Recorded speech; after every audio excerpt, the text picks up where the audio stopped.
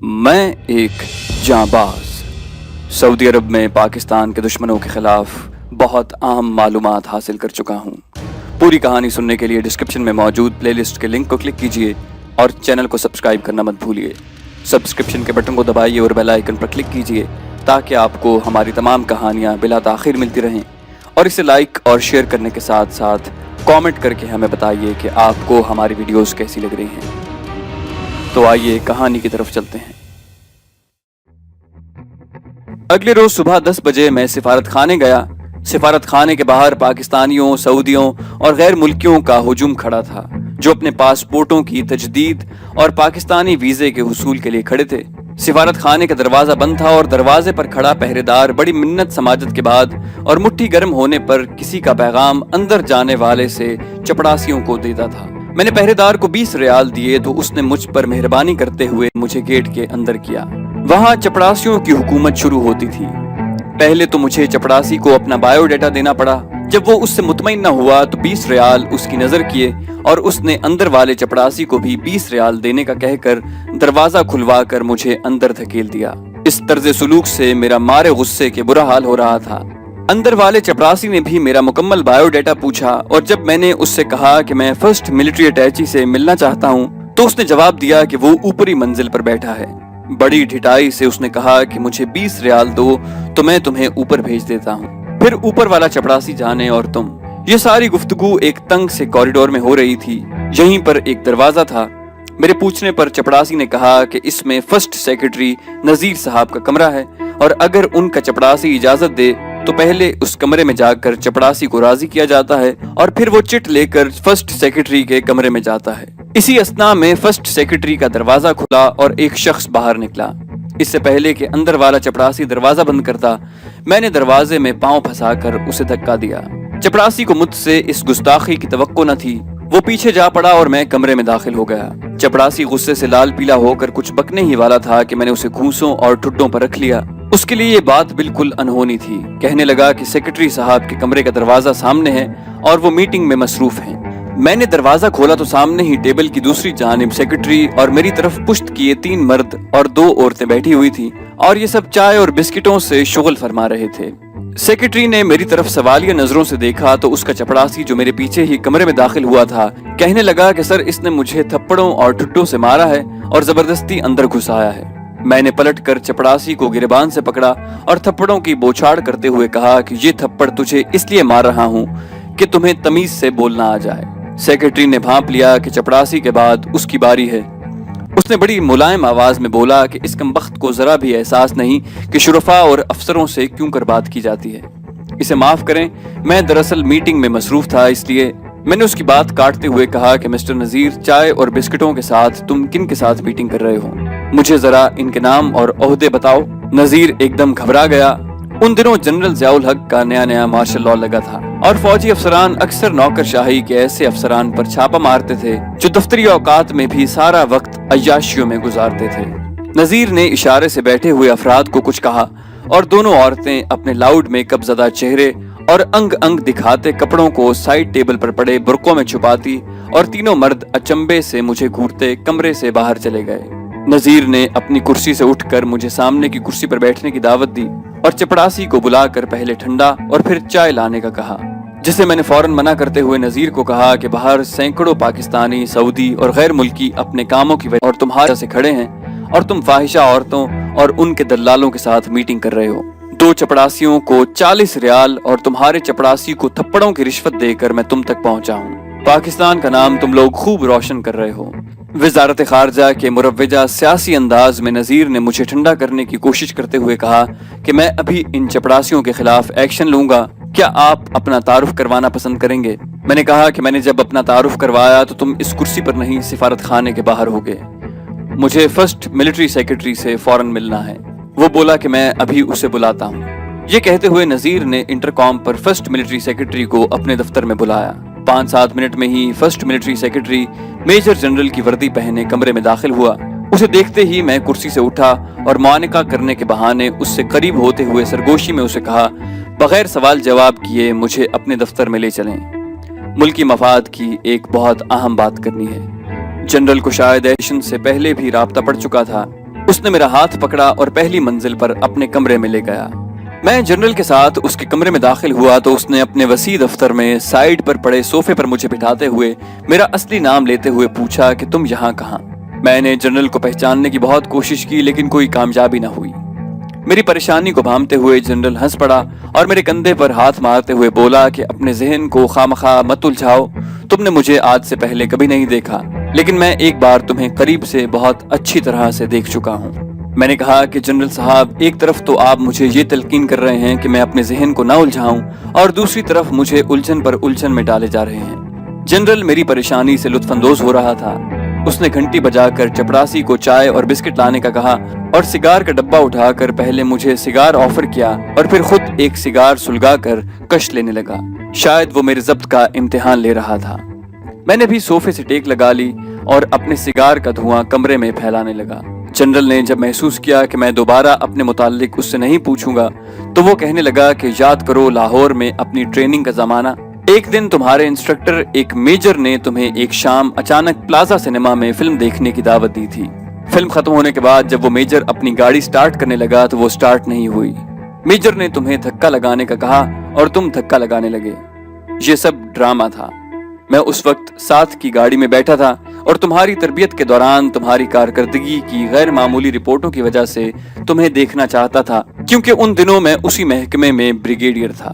میں نے تمہیں دیکھ کر اور تمہاری رپورٹس پڑھ کر اندازہ لگا لیا تھا کہ تم ہمارے محکمے کے لیے بہت کارآمد ثابت ہوگے اور میری رپورٹس پر ہی تمہیں گروپ لیڈر بنایا گیا تھا۔ مجھے یہ سارا واقعہ یاد آ گیا۔ بالکل ایسے ہی ہوا تھا جیسا جنرل نے بتایا۔ ایک تو وہ فلم ایسی بور تھی کہ میں نے میجر کو کسی دوسرے سنیما میں چلنے کا کہا، لیکن اس نے اسی سنیما میں جانے پر اصرار کیا اور میرے مسلسل نہ کہنے پر، کیونکہ میں دن بھر کا ٹریننگ سے تھکا ہوا تھا اور شام کو اس بچگانہ فلم کو دیکھنے کے موڈ میں ہرگز نہیں تھا، میجر نے مجھے کہا کہ دس از مائی آرڈر، اور مجھے اس کے آرڈر کی تعمیل میں مجبوراً 2.5 گھنٹے یہ بور فلم دیکھنی پڑی۔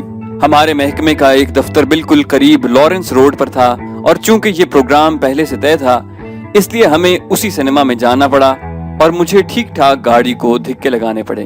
میں نے کہا کہ جنرل صاحب مجھے سب یاد ہے، کیونکہ اتنی بور فلم کو مجبوراً دیکھنے اور جیپ کو دھکا لگانے کو میں کیسے بھول سکتا ہوں۔ اتنی دیر میں ہی چائے آ گئی۔ چائے پیتے ہوئے میں نے جنرل کو کہا کہ میں یہاں سے اپنے ساتھیوں کے ہمراہ غیر سرکاری مشن پر آیا ہوں۔ ہمارا مشن پاکستان کے دشمن بھارتی اور اسرائیلی ایجنٹوں کے نیٹ ورک کو توڑنا اور انہیں ختم کرنا ہے۔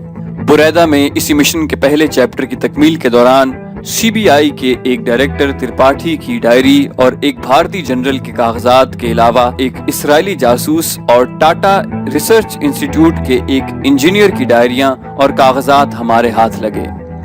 ترپاٹھی کی ڈائری سی بی آئی کے کوڈ میں لکھی ہوئی تھی، جسے ڈی کوڈ کروانے کے لیے ہم نے بھارتی سفارت خانے کے ٹرانسمیٹر آپریٹر کو اغوا کیا اور سی بی آئی کے کوڈ کے علاوہ بھارتی سفارتی کوڈ بھی اس سے حاصل کیا۔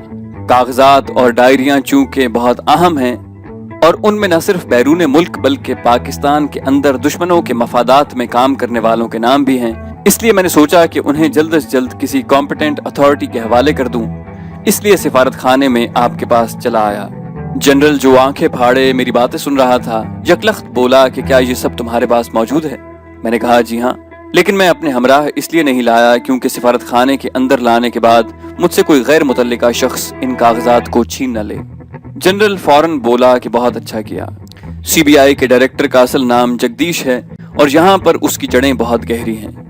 یہاں ہماری مختصر سی انٹیلیجنس فورس کے ذریعے ہمیں معلوم ہوا تھا کہ بھارتی اسپیشل ٹاسک فورس کا ایک جنرل یہاں آیا ہوا ہے۔ سی بی آئی کا جگدیش اور جنرل چند دنوں سے دکھائی نہیں دے رہے، یقیناً وہ کسی خصوصی مشن پر گئے ہوں گے۔ میں نے مسکراتے ہوئے کہا کہ جنرل صاحب، بھارتی جنرل جگدیش، ٹاٹا کا انجینئر، اسرائیلی جاسوس اور اس کا مصری انجینئر اور بریدہ میں ان کا میزبان وجے جو سلیمان ہوٹل میں اے سی انجینئر تھا، ایک ایسے مشن پر چلے گئے ہیں جہاں سے ان کی واپسی ناممکن ہے۔ جنرل نے بے چینی سے پوچھا کہ تم کہنا کیا چاہتے ہو؟ میں نے کہا صرف یہ کہ ان سب کے ایکسپوز ہونے کے بعد انہیں زندہ رکھنا حماقت تھی، اس لیے ہم نے انہیں پرلوک بھیج دیا، اور قسیم ایئرپورٹ کے سائٹ مینیجر اجاز محمود نے جو پاکستانی ہے لیکن بھارتی مفاد کے لیے کام کرتا ہے، ان سب کے بے جان جسموں کو ایئرپورٹ کے انسینریٹر پلانٹ میں جلا کر راکھ کر دیا۔ کیونکہ بھارتی حکومت یہ نہیں چاہتی تھی کہ سعودی پولیس ان کی ہلاکتوں کا کھوج لگاتے لگاتے ان کے سعودی عربیہ اور پاکستان کے خلاف زیر زمین کیے ہوئے کاموں اور اسرائیلی رابطوں تک پہنچ سکے۔ اس لیے سلیمان ہوٹل میں 5 اور جدہ میں اسرائیلی جاسوس کی ہلاکتوں کی تاحال پولیس میں کوئی رپورٹ نہیں کی گئی۔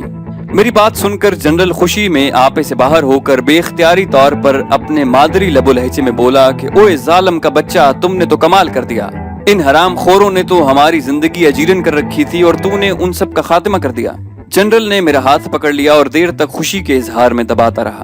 مجھ سے ہمارا ایڈریس لے کر اس نے شام 7 بجے ہمارے ہاں آنے کا وعدہ کیا، اور جب میں نے اسے بتایا کہ میرے ساتھ 2 بنگلہ دیشی فوج کے افسر، 1 JCO اور 2 سپاہیوں کے علاوہ 1 بنگلہ دیشی شہری، 1 بھارتی مسلمان، 1 تھائی مسلمان کے علاوہ 2 نو مسلم بھارتی اور اسرائیلی عورتیں بھی ہیں، اور اسرائیلی عورت موساد کی کہنہ مشق جاسوسہ رہ چکی ہے اور ہمارے حسن سلوک سے تائب ہو کر اب ہمارے لیے کام کر رہی ہے، اور ہمارے سارے گروپ کا صرف ایک ہی مقصد ہے کہ پاکستان کے خلاف کام کرنے والوں کو کیفر کردار تک پہنچا دیا جائے۔ تو جنرل نے کہا کہ وہ میرے تمام ساتھیوں سے مل کر فخر محسوس کرے گا۔ میرے جذبات اور میرے ہاتھ تو اس یونیفارم نے جکڑے رکھے ہیں، ورنہ جی تو چاہتا ہے کہ دشمنان پاکستان کو کچا چبا جاؤں۔ ساتھ ہی آہستہ سے ہنستے ہوئے بولا کہ but I am not a cannibal, یعنی میں آدم خور نہیں ہوں۔ غرض یہ کہ بار بار مجھے کامیابی کی مبارکباد دیتے ہوئے تقریباً 1 گھنٹے کے بعد جنرل مجھے رخصت کرنے سفارت خانے کے دروازے تک آیا۔ شام ٹھیک 7 بجے جنرل ہمارے اپارٹمنٹس پر آ گیا۔ میں نے کرنل مزمل، میجر عمران، قیصر اور باقی ساتھیوں سے اسے ملوایا۔ جنرل نے سب کو ان کی ہمت و شجاعت اور پاکستان کے لیے خدمات سر انجام دینے پر مبارکباد دی اور حوصلہ افزائی کی۔ جنرل میری طرف اشارہ کر کے کہنے لگا، یہ تو پاکستانی ہے اور جو کچھ بھی کر رہا ہے فرض سمجھ کر اپنے وطن کی خاطر کر رہا ہے۔ اس سے بہت زیادہ مبارک کہ آپ مستحق ہیں، کیونکہ چاہے آپ کے دل میں پاکستان کی کتنی بھی محبت ہو، لیکن ظاہری طور پر آپ غیر ملکی ہیں۔ پاکستان سے آپ کی وابستگی اور اس کے مفاد میں اپنی جانوں کو داؤ پر لگانے سے آپ کا درجہ اس پاکستانی سے بہت بلند ہے جو آپ کا گروپ لیڈر ہے۔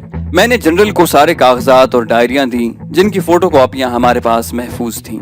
رات کا کھانا بھی جنرل نے ہمارے ساتھ کھایا اور جاتے وقت میرے ساتھیوں کے جذبے کو پھر سراہا۔ جنرل کے جانے کے بعد میں سوچنے لگا کہ ایک میرے ساتھی ہیں جو غیر ملکی ہونے کے باوجود پاکستان کے لیے اپنی جانوں کا نذرانہ پیش کرنے کے لیے ہمہ وقت تیار ہیں، اور ایک وہ پاکستانی ہیں جو پاکستان کے وسائل سے فیض یاب ہو رہے ہیں لیکن گن گاتے ہیں دشمنوں کے، اور یہ کوئی ایک بار نہیں بلکہ پاکستان کے وجود میں آتے ہی ان کی پاکستان دشمنی کا آغاز ہو گیا تھا، اور ان کی غلیظ سوچوں کا اظہار کبھی پختونستان، کبھی عظیم بلوچستان، کبھی پنجاب کی تقسیم اور کبھی سندھو دیش کی صورت میں ہوتا رہا۔ مشرقی پاکستان کی علیحدگی سے بھی انہوں نے کوئی سبق نہیں سیکھا، بلکہ سکوت ڈھاکہ کے بعد ان کو اپنی بدخوابی کی تعبیریں دکھائی دینے لگیں۔ ان کے ان ناپاک مقاصد کو محب وطن پاکستانی کبھی بھی پورا نہیں ہونے دیں گے۔ ان دشمنان پاکستان پاکستانیوں کے متعلق مجھے فارسی کی ایک مثال یاد آ گئی، یک خطا دو خطا سہ خطا مادربا خطا، یعنی پہلی غلطی اور پھر ویسی ہی دوسری غلطی اور پھر تیسری غلطی کا مطلب ہے کہ غلطی کرنے والے کی ماں سے کوئی غلطی ہوئی ہے، اور یہ تو سن 47 سے اب تک مسلسل غلطیاں ہی کرتے چلے آ رہے ہیں۔ نامعلوم ان دشمنان پاکستان کی مائیں زندہ بھی ہیں یا نہیں، ورنہ ان سے ہی پوچھ لیتے کہ ان کی اولاد کی مسلسل پاکستان دشمنی کا راز کیا ہے۔ ہم نے جنرل کو اپنے ہاتھ لگے سارے کاغذات اور ڈائریاں تو دے دی تھیں، لیکن اس کی یہ بات بھی اپنے دماغ سے نہ نکال سکے، ہونے کی وجہ سے میرے جذبات اور ہاتھ بندھے ہوئے ہیں۔ مجھے بخوبی علم تھا کہ ان ڈائریوں اور کاغذات کے حوالے سے پاکستان کے خلاف جاسوسی کرنے والوں اور اس کے مفاد کو نقصان پہنچانے والوں سے ہمیں ہی 2 ہاتھ کرنے ہوں گے۔ میں نے مزمل، عمران، قیصر اور ماہا کے ساتھ مل کر فوٹو کاپیوں کی مدد سے ان جاسوسوں اور دشمنان پاکستان کی ایک فہرست بنائی جس میں ان کے نام، پتے اور رابطے کے ذرائع لکھے تھے۔ اس طویل فہرست میں سے ہم نے ان ناموں کو ہائی لائٹ کیا جو نمایاں طور پر یہ کام کر رہے تھے، اور یہ فیصلہ کیا کہ پہلے ان پر ہاتھ ڈالنا چاہیے اور ان کے بعد دوسروں سے نمٹنا چاہیے۔ فہرست میں ایک نام بار بار کھٹکتا تھا، راجیش۔ یہ نام ترپاٹھی اور بھارتی جنرل دونوں کی ڈائریوں میں لکھا ہوا تھا۔ جدہ میں ریڈک نامی کمپنی میں یہ شخص کسی ڈپارٹمنٹ کا ہیڈ تھا۔ ریڈک انٹرنیشنل کا مرکزی دفتر جدہ میں تھا اور اس کے مالک کا نام فرعون تھا۔ राजेश की रिहाइश पाकिस्तानी सिफारत खाने के करीब एक कोठी में थी, जिसके आधे हिस्से में कोई तिजारती दफ्तर बना हुआ था और आधा राजेश के पास था। ये दफ्तर किसी भारतीय कंपनी का था। भारतीय कंपनी का दफ्तर अगरचे शाम 5 बजे बंद हो जाता था, लेकिन रात 11 बजे के बाद दफ्तर के अंदरूनी हिस्से में रोशनियां जल उठती थीं। और राजेश भी एक रात 12 बजे के बाद कोठी के दफ्तर वाले हिस्से से बाहर आया और अपनी गाड़ी पर कहीं चला गया। एक अजीब बात इमरान ने नोट की कि रात को दफ्तर के हिस्से वाली छत पर से 3 एरियल निकलकर खासी बुलंदी पर चले जाते थे। इमरान के मुताबिक ये खुफिया एरियल वायरलेस पैगामात वसूल करने और भेजने के लिए थे। हमने इस रिपोर्ट की रोशनी में पहले राजेश को खंगालने का फैसला किया। मैं सबसे पहले राजेश को देखना चाहता था, चुनाचे मुजम्मिल को हमराह लेकर मैं रेडिक इंटरनेशनल के ऑफिस में गया, जहां राजेश किसी डिपार्टमेंट का हेड था। कंपनी के मालिक का नाम फिरौन था। मुझे यूं ही ख्याल आया कि कंपनी के मालिक से बताया जाए। 8 मंजिला बिल्डिंग रेडिक इंटरनेशनल की थी, जिसकी 8वीं मंजिल पर मालिक का दफ्तर था। हम 8वें फ्लोर पर पहुंचे तो पहले मालिक की 8 सेक्रेटरियों से पाला पड़ा, जो सब मिस्री और मगरबी थीं। उन्होंने बताया कि मालिक से मिलने के लिए 8-10 रोज पेशतर वक्त लेना पड़ता है और मिलने की वजह भी लिख कर देनी पड़ती है। हमारे मिलने की वजह तो कोई नहीं थी। मैंने मजाहन एक चिट पर मूसा लिखकर उसे फोल्ड करके स्टेपल किया और एक सेक्रेटरी को ये चिट देते हुए कहा कि इसे मिस्टर फिरौन तक ले जाए, वो फौरन बुलवा लेंगे। सेक्रेटरी हैरत ज़दा अपनी कंपनी के कवायद व ज़वाबित को तोड़ते हुए मालिक के पास ले गई और हमारी हैरत की इंतहा न रही जब सेक्रेटरी ने कमरे में आकर कहा कि मालिक बुला रहे हैं। मैं और मुजम्मिल उसके आलिम दफ्तर में दाखिल हुए तो एक बड़ी आबनूसी मेज की दूसरी जानिब एक शख्स बैठा हुआ हैरानी से हमें देख रहा था। मेज के करीब गए तो उसने अंग्रेजी में पूछा कि आप दोनों में से मूसा कौन है। मैंने जवाब दिया कि कोई नहीं, तो उसने मेरे सामने चिट कर दी।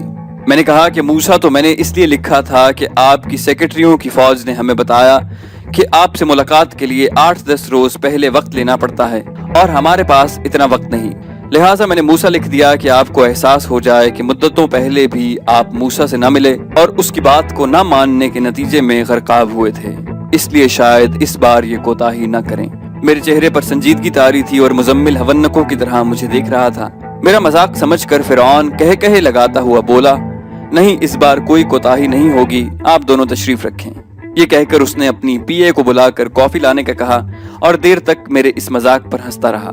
जब मैंने उसे बताया कि हमें उससे कोई काम नहीं, सिर्फ उसका नाम सुनकर ये अमली मजाक करने का जी चाहा, तो वो कहने लगा कि मुद्दतों बाद उसे भरपूर कह कहे लगाने का मौका मिला है और वो हमसे गाहे बगाहे मिलने में खुशी महसूस करेगा और अगर हमें मुलाजमत की जरूरत है तो वो हमें माकूल मुलाजमत भी दे सकता है।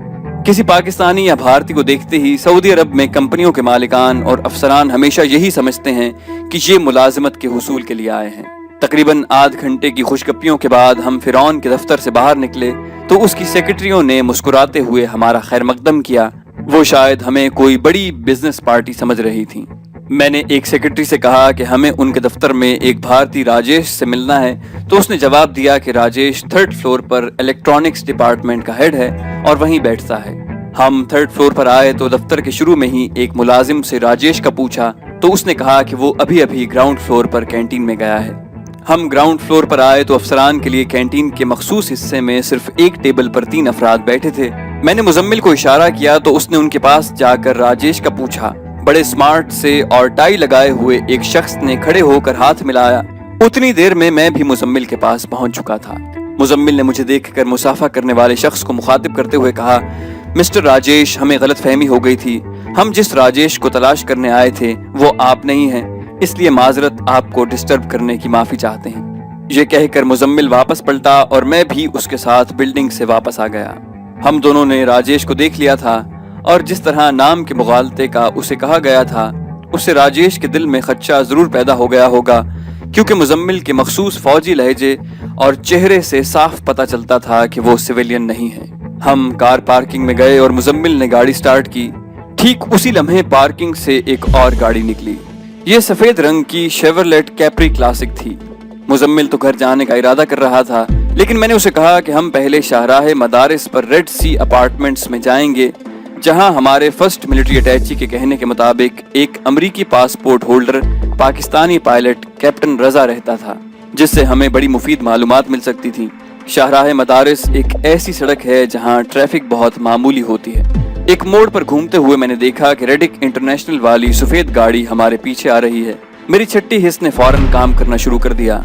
हमारा पीछा किया जा रहा है, लिहाजा इस वक्त कैप्टन रजा से मिलना मौकूफ, और अब हमें इस पीछा करने वाली गाड़ी को चक्कर देना और झटकना है, क्योंकि इस गाड़ी वालों को किसी सूरत भी हमारी रिहाइश गाह का इल्म नहीं होना चाहिए। मेरी ये बात सुनकर मुजम्मिल ने एक दो और टर्न लिए और एक जगह सड़क के किनारे अपनी गाड़ी खड़ी करके बाहर निकला और बोनट उठा लिया। पीछा करने वाली गाड़ी हमारे इतने करीब थी कि उसके रुकने का कोई जवाब नहीं बनता था। आहिस्ता रफ्तार से वो हमारे पास से गुजर गई। मैंने नोट किया कि ड्राइवर और उसके साथ बैठे हुए शख्स ने हमारे पास से गुजरते हुए अपने चेहरे दूसरी तरफ कर लिए थे ताकि पहचाने न जा सकें। मुजम्मिल ने 5-6 मिनट इंजन को टटोलने के बाद बोनट बंद कर दिया। अब हमारा रुख एयरपोर्ट की जानिब था। मैंने अपनी तरफ की गाड़ी के बाहर लगे अकब में देखने वाले आईने का रुख इस तरह सेट किया कि पीछे आने वाली गाड़ियों को देख सकूं। अब वही सफेद गाड़ी खासा फासला रखकर हमारा पीछा कर रही थी। मैंने मुजम्मिल को कहा कि एयरपोर्ट पहुंचकर पार्किंग में गाड़ी लगाकर पीछा करने वाली गाड़ी का इंतजार करते हैं। हमें गाड़ी पार्क किए चंद मिनट ही गुजरे होंगे कि वही सफेद गाड़ी आ गई और हमसे कुछ फासले पर पार्किंग में खड़ी हो गई। पीछा करना कंफर्म हो गया था। मैंने मुजम्मिल को कहा कि गाड़ी स्टार्ट करे और तेजी से वापस ले चले। हम पार्किंग एरिया से बाहर निकल रहे थे तो वो गाड़ी भी अपनी जगह से हिली और हमारे पीछे हो ली। मैंने मुजम्मिल को कहा कि अब हद हो गई है और हमें इन पीछा करने वालों से दो हाथ करने ही होंगे। मुजम्मिल फौरन तैयार हो गया। मैंने उसे कहा कि अब वो फिर शाहराह मदारिस पर चले क्योंकि वहाँ कम है। सफेद गाड़ी बदस्तूर हमारे पीछे थी। जब हम शाहराह मदारिस पर रेड सी अपार्टमेंट्स पर पहुंचे, अपार्टमेंट्स के खत्म होते ही दाएं जानिब अपार्टमेंट्स की बाउंड्री वॉल की तरफ घूमे और 30 मीटर आगे जाकर गाड़ी रोकी और गाड़ी से फौरन बाहर आकर मेरे साथ पीछे की तरफ चले ताकि हम सफेद गाड़ी को रोक सकें। गाड़ी रुकते साथ ही हमने अपने रिवॉल्वर हाथों में थामे और पीछे की तरफ तेज कदमों से चले। गाड़ी भी बाउंड्री वॉल के साथ एक झटके से रुकी और उसकी दोनों जानिब फ्रंट सीट पर बैठे हुए दोनों अफराद पर हमने रिवॉल्वर तान लिए।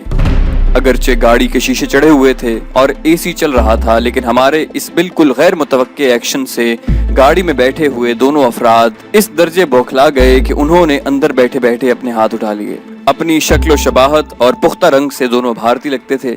हमने बैक वक्त अतराफ के दरवाजे खोले और उन दोनों के सरों पर अपने रिवॉल्वर के दस्तों से जोरदार चोटें लगाईं, जिनसे वो दोनों बेहोश हो गए। अगरचे ये जगह सुनसान थी, लेकिन किसी वक्त भी चौकीदार या कोई और आ सकता था। हमने तेजी से उनकी कमीजों और पतलूनों की तलाशी ली और शनाख्ती कार्ड और अकामे, सऊदी अरब में रिहाइश के इजाजतनामे निकाल लिए। मैंने गाड़ी का एसी बंद कर दिया और गाड़ी की चाबी निकाल ली ताकि उन्हें होश में आने के बाद भी गाड़ी चलाने में खासा वक्त लग जाए। 2 मिनट के अंदर ये सारा काम मुकम्मल करके हम अपनी गाड़ी की तरफ लपके और उसे तेजी से मोड़कर वापसी की सड़क पर हो लिए और अपने अपार्टमेंट्स पर पहुंच गए। अकामों और शनाख्ती कार्डों से मालूम हुआ कि वो दोनों भारतीय हिंदू थे, लेकिन उनके शनाख्ती कार्ड रेडिक इंटरनेशनल के नहीं थे, बल्कि दोनों एक छोटी कंस्ट्रक्शन कंपनी में मुलाजिम थे। इससे 2 नतीजे अखज़ किए जा सकते थे कि या तो वो रेडिक इंटरनेशनल की ही किसी और कंपनी के मुलाजिम थे। दूसरी सूरत ये सवाल पैदा होता था कि उन्हें हमारा पीछा करने पर किसने मामूर किया था। फिरौन के पास तो हम आधा घंटा बैठे थे, लेकिन राजेश से ज्यादा आध मिनट हमारी बात हुई थी और उसके बाद फौरी तौर पर हम अपनी गाड़ी लेकर चल पड़े थे। राजेश के पास इतना वक्त ही नहीं था कि वो किसी को हमारा पीछे करने का कहे। अब सिर्फ फिरौन या कोई दूसरा ही हो सकता था। मैंने ये मसला दूसरे साथियों को बताया तो कैसर बोला कि जब आपको यकीन था कि आपका पीछा किया जा रहा है और उनको होश में आने में गाड़ी की डुप्लीकेट चाबी लेने में भी खासा वक्त लगेगा, तो मेरे ख्याल में मैं और मेजर इमरान दूसरी गाड़ी लेकर जाते हैं और उनके होश में आने और उनके अपने ठिकाने पर पहुंचने का इंतजार करते हैं। अब हम उनका पीछा करेंगे और असल राज मालूम करेंगे। जेसीओ और अब्दुल्ला थाई भी उनके साथ जाने पर इसरार करने लगे। लिहाजा ये फैसला हुआ कि तीनों गाड़ियां लेकर इन साथियों को मुजम्मिल वहां तक ले जाए और खुद वापस आ जाए। दोनों गाड़ियों में बाकी साथी उनके होश में आने का इंतजार करें और उनका पीछा मुकम्मल करें। इमरान बहुत जोश में था, कहने लगा, सर इस मिशन का हेड मुझे मुकर्रर कर दें, इंशाल्लाह आपको मुकम्मल कामयाबी की खबर सुनाऊंगा। मैंने उसे कहा कि हेड कोई भी नहीं होगा, सभी साथी तुम्हारे और कैसर के कहने पर अमल करेंगे। मैं अपने साथियों के जज्बात से बखूबी आगाह था। वो जान तो दे सकते थे, लेकिन उनमें जज्बात से दूर रहकर और हालात को देखकर फैसला करने की सलाहियत से मैं मुतमईन नहीं था। میں نے عمران اور قیصر کو مزید ہدایات دیں اور کہا کہ کسی بھی صورت میں اسلحے کا استعمال نہ کیا جائے اور نہ ہی کسی کو ہلاک کیا جائے۔ آپ کا یہ مشن صرف سرویلنس تک محدود ہے، آپ نے صرف انفارمیشن حاصل کرنی ہے اور اس سے آگے ہرگز ایک قدم بھی نہیں اٹھانا۔ میں نے ساتھیوں کو رخصت کیا اور خود آج کے واقعات کے پیش نظر یہ سوچنے لگا کہ آخر ان کا پیچھا کرنے والوں کی ڈوریاں کن کے ہاتھ میں ہیں۔ میں رات کے 2 بجے تک اپنے ساتھیوں کے انتظار میں جاگتا رہا۔ مزمل نے 1 گھنٹے میں ہی ریڈ سی اپارٹمنٹس کے پیچھے باقی ساتھیوں کو کیپری کلاسک گاڑی دکھا کر واپس لوٹایا تھا۔ مزمل نے بتایا کہ وہ دونوں اس وقت بھی بے ہوش تھے۔ جب ساتھیوں کا انتظار کرتے 2 بج گئے تو میں نے مزمل کو جگایا اور کہا کہ نگرانی کرنے والے ہمارے آدمی ابھی تک نہیں پہنچے، لہٰذا میں دونوں سپاہیوں کو لے کر ان کی تلاش میں جا رہا ہوں اور تم بھی ہمارے ساتھ چلو۔ ہم چاروں ریوالوروں اور دستی بموں سے لیس تھے۔ مجھے رہ کر یہ خیال آ رہا تھا کہ ہمارے ساتھی کسی مشکل میں گرفتار نہ ہو گئے ہوں۔ میں نے مزمل سے اپنے خدشے کا اظہار کیا تو وہ کہنے لگا کہ اگر ایسی بات ہوئی تو جدہ میں جتنے بھی بھارتی ہندو یا چاہے وہ سویلین ہوں یا فوجی، ہم ان کو زندہ نہیں چھوڑیں گے۔ ہم چاروں گاڑی میں بیٹھنے ہی والے تھے کہ ہمارے ساتھیوں سے بھری دونوں گاڑیاں کمپاؤنڈ میں داخل ہوئیں۔ جب صحیح سلامت گاڑیوں سے باہر نکلے تو میں نے چین کا سانس لیا۔ مزمل نے عمران کا فوج میں سینئر ہونے کے ناطے اس سے دیر سے آنے کی وجہ پوچھی تو عمران بولا کہ سر، میں صرف گروپ لیڈر کو جواب دے ہوں۔ مزمل یہ جواب سن کر خاموش ہو گیا۔ سب ساتھی نچلے ڈرائنگ روم میں آ کر بیٹھ گئے تو بجائے عمران کے قیصر نے بولنا شروع کیا۔ اس نے کہا کہ ہم وہاں اس گاڑی کی مسلسل نگرانی کرتے رہے۔ رات 11 بجے کے قریب وہ دونوں ہوش میں آئے۔ ہم اپنی اپنی جگہوں پر ان کی حرکات و سکنات دیکھ رہے تھے۔ ان میں سے ایک گاڑی میں سے باہر نکلا۔ دماغی چوٹ کی وجہ سے ان کی ٹانگیں لڑکھڑا رہی تھیں۔ تھوڑی دیر میں دوسرا بھی باہر آ گیا۔ گاڑی کی چابی بھی نہیں تھی اور ان کی جیبیں بھی خالی تھیں۔ انہیں یقیناً احساس ہو چکا تھا کہ ان کے ساتھ ہاتھ ہو گیا ہے اور یہ بھی ممکن ہے کہ حملہ آور نزدیک ہی موجود ہوں۔ دونوں نے اپنے سروں کو سہلایا اور ایک دوسرے کے پیچھے سرپٹ دوڑتے ہوئے مین روڈ پر آ گئے۔ ہم اپنی گاڑیوں کی بتیاں بجھا کر ان کے پیچھے ہی مین روڈ پر آ گئے۔ کافی دیر انتظار کرنے کے بعد ان کو ایک ٹیکسی ملی جس میں سوار ہو کر وہ ہمارے اپارٹمنٹس کے قریب ہی ایک سڑک پر آ گئے اور ایک بڑی بلڈنگ کے ایک اپارٹمنٹ کے انٹرکام پر کسی کو بلایا۔ ایک شخص نیچے آیا اور انہیں کچھ پیسے دیے جن سے انہوں نے ٹیکسی کو فارغ کیا اور اس آدمی کے ساتھ ہی اس کے گھر میں چلے گئے۔ قیصر یہ بتا کر خاموش ہو گیا تو میں نے پوچھا کہ گھر کے اندر سے آنے والے آدمی کا حلیہ بتا سکتے ہو؟ وہ بولا کہ ہلکی روشنی میں فاصلے سے ہم حلیہ تو ٹھیک طرح سے نہیں دیکھ سکے، لیکن ان کے گھر کے اندر جانے کے بعد گھر پر لگی ہوئی نیم پلیٹ ضرور پڑھ لی اور نام سن کر شاید آپ چونک پڑے۔ قیصر نے اپنے بیان کو پرلطف بناتے ہوئے جواب دیا، رات کے 2 بجے کے بعد یہ لوگ واپس آئے تھے، ہم ان کے لیے پریشان ہو رہے تھے اور اب قیصر بات ادھوری چھوڑ کر سسپینس پیدا کر رہا تھا۔ میں نے جھنجھلا کر کہا کہ میں صرف آپ لوگوں کی سلامتی کے لیے متفکر تھا۔ آپ بخیریت واپس آ گئے ہیں، یہی کافی ہے۔ آپ کھانا وغیرہ کھائیں اور آرام کریں۔ میں کرسی سے اٹھنے لگا تو قیصر نے جھنجھلاہٹ بھانپتے ہوئے سنجیدگی اختیار کی اور بولا کہ جناب، نیم پلیٹ پر لکھا ہے محمد نذیر، فرسٹ سیکرٹری، سفارت خانہ، اسلامی جمہوریہ پاکستان۔ یہ سن کر میری آنکھیں پھٹی کی پھٹی رہ گئیں اور میں کرسی پر بیٹھ گیا۔ عمران نے بھی قیصر کی بات کی تائید کی۔ میں کبھی سوچ بھی نہیں سکتا تھا کہ پاکستان کی وزارت خارجہ کا ایک ذمہ دار افسر اس حد تک گر سکتا ہے کہ بھارتی ہندوؤں کے ذریعے میری سرویلنس کروائے۔ میں حیران تھا کہ ان غداروں کی موجودگی کے باوجود پاکستان اب تک کیسے قائم ہے۔ کیا ہمارے سفارتی اور وزارت خارجہ کے راز اب بھی محفوظ ہیں؟ کیا ان کالی بھیڑوں سے ہمارا ملک کبھی پاک ہو سکے گا؟ کیا سقوط ڈھاکہ جیسے المیے بار بار دہرائے جائیں گے؟ کیا ہم اس قابل بھی نہیں کہ اپنی آزادی کو برقرار رکھ سکیں؟ کیا گاندھی اور نہرو کی یہ پیشگوئی درست تھی کہ پاکستان صرف 40-45 سال میں ہی اکھنڈ بھارت کا ایک حصہ بن جائے گا؟ کیا سقوط ڈھاکہ کے بعد اندرا گاندھی کی تقریر جس میں اس نے کہا تھا کہ مشرقی پاکستان کو مغربی پاکستان سے علیحدہ کر کے ہم نے 2 قومی نظریے کو بحیرہ عرب میں غرق کر دیا ہے، درست تھی؟ دشمن کو تو ہم پر وار کرنے کا حق ہے۔ دکھ تو اس وقت ہوتا ہے جب اپنے لوگ ہی زخم دینے لگیں۔ غصے، شرم اور ندامت سے میرے چہرے پر ایک رنگ آ رہا تھا اور ایک جا رہا تھا۔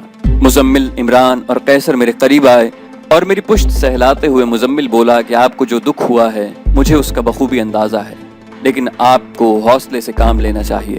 چند یا بہت سے غداروں کے ساتھ ساتھ آپ کو ایسے محب وطن پاکستانی بھی لاکھوں کروڑوں کی تعداد میں مل جائیں گے جو اپنے وطن کی آبرو اور سالمیت کے لیے کٹ مرنے کو ہمہ وقت تیار ہیں۔ پاکستان کے وجود میں آتے ہی بلکہ اپریل سن 47 سے مسلمانوں نے اس وطن کے لیے جانوں کی قربانی دینی شروع کی تھی۔ کچھ کو آزادی ورثے میں ملتی ہے اور کچھ آزادی چھین کر حاصل کرتے ہیں۔ ہم نے بھی آزادی چھین کر حاصل کی تھی اور اسے برقرار رکھنے کے لیے اپنے خون سے جب بھی سینچنا پڑا تو جانوں کے نذرانے پیش کرنے والوں کی کمی نہیں ہوگی۔ آپ ہرگز آزردہ نہ ہوں اور دل میں یہ یقین رکھیں کہ پاکستان انشاءاللہ قیامت تک قائم و دائم رہے گا۔ تو دوستو، یہ تھی ہماری آج کی ایپیسوڈ۔ امید کرتے ہیں آپ کو ہماری ایپیسوڈ پسند آئی ہوگی۔ جانے سے پہلے اس ویڈیو کو لائک اور شیئر کرنا مت بھولیے، اور اگر ابھی تک آپ نے ہمارے چینل کو سبسکرائب نہیں کیا تو اسے سبسکرائب کیجئے اور بیل آئیکن پر کلک کیجئے تاکہ آپ کو ہماری تمام ویڈیوز بلا تاخیر ملتی رہیں۔ اور کامنٹ کر کے اپنی رائے کا اظہار کرنے کے ساتھ ساتھ اپنے پاک وطن کے لیے دعا کیجئے کہ اللہ تعالیٰ پاکستان کو دشمنوں اور غداروں کے شر سے محفوظ رکھے۔ ہم مزید ویڈیوز لے کر جلدی حاضر ہوں گے۔ اپنا اور اپنے وطن کا خیال رکھیے گا۔ اللہ حافظ۔